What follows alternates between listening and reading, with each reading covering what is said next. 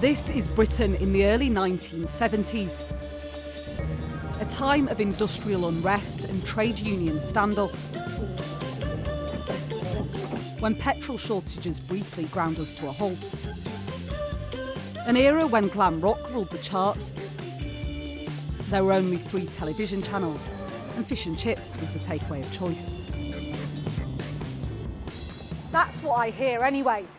I wasn't around in 1973 when Britain joined the common market, strengthening our bond with the continent. That relationship will endure beyond our exit from the EU.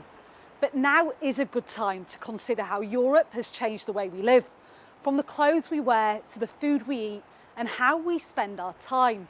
And what better place to start than with the national game?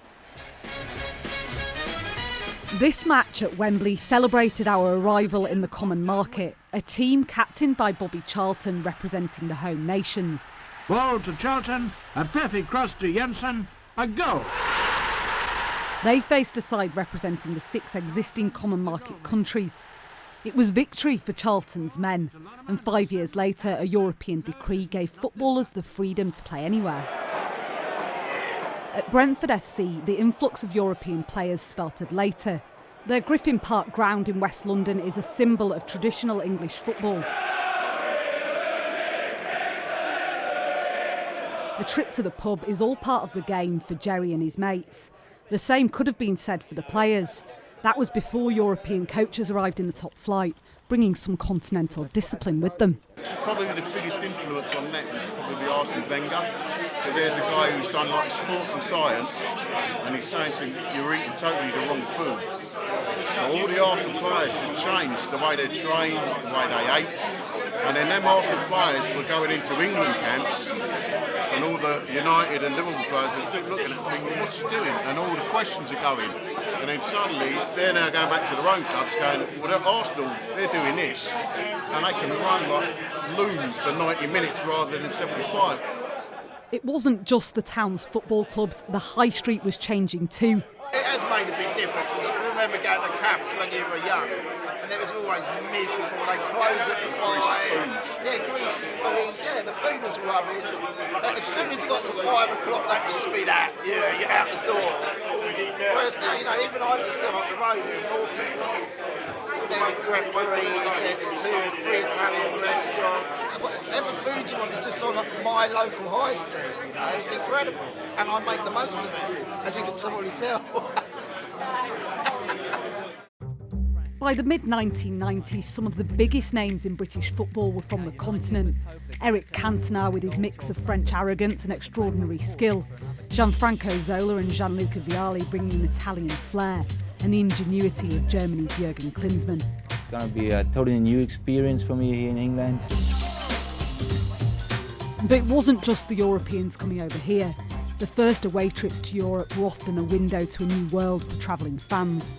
Anthony Teasdale among them. If you've grown up in Salford or Kirby or Leeds, then you've got the factory, you've got terraced houses and not much else, but suddenly you're in Switzerland and there's people drinking very small beers that are very cold and dressing in leisure wear with crocodiles on it, and trainers with Velcro straps. And this is another world. This is a world of Mediterranean tennis clubs and skiing, and it's just incredibly pleasant. And what it did, it gave young men tend to look for adventure, and this in the late 70s and early 80s was the passport to adventure. Where football fans went first, others quickly followed. The birth of low-cost airlines meant the advent of the European weekend break.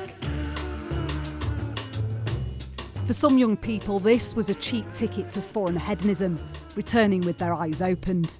We imported the Ibethan way of clubbing into the UK. So it started in London and then Manchester, which was that you were being exposed to strange things.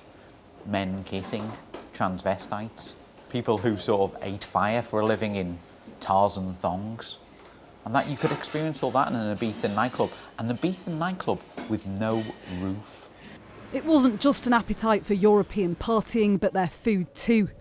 When you are being exposed to foreign cuisine, let's say, You know, you get a taste for it, you know. 1972, if you wanted Italian food, you had to make do with spaghetti hoops on toast. Well, that's a start towards the evening meal. This used to be the epitome of haute cuisine. Oh, Mum, that looks super. And at the oldest delicatessen in Scotland, Francesca Contini and her parents used to be the tastemakers. That changed as European travel became cheaper and easier. For many years, you know, we've been trying to tempt people and let them try things and let them taste and enjoy things and explain how you cook them. But now the reverse is happening and people are coming to us. Have you got X, Y and Z? Because they've either travelled and, you know, tried it in Calabria and now they want to see if they can get it in Scotland. We used to sell Prosecco in the 80s. We introduced it in Scotland and not a lot of places sold it. Nobody knew what it was. And, you know, we'd go through, you know, a couple of cases a year. And now, of course, Prosecco is the drink of the nation. As Europe has become more familiar, its exoticism has dissolved. Some reflect wistfully on the pre-Europe years as a time of simplicity. Others disagree. There's nothing innocent about living in England in the post-industrial period after the war. It's a tough period. It was violent, more violent than today, certainly. And having to eat not great food and missing out on great music and nice experiences isn't something to me of a golden age. England was known as the sick man of Europe for a reason. It doesn't mean it was all bad, but I think the more culture that we are exposed to, the better. Whether you wanted to leave Europe or not, the influence the continent has had on our everyday lives is inescapable and probably irreversible. From the food we eat to the clothes we wear and how we spend our time. Exit from the EU doesn't mean rewinding 47 years. This is Britain 2020.